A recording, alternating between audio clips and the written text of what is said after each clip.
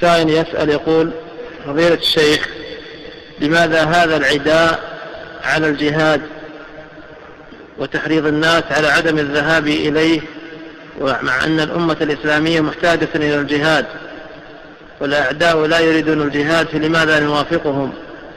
جزاك الله خيرا.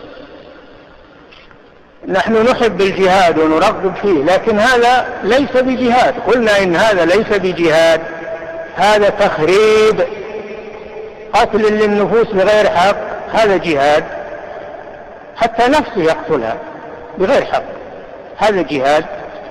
هذا ما هو الجهاد له أحكام، له شروط، له ضوابط، يتولاه ولي أمر المسلمين ويدعو إليه.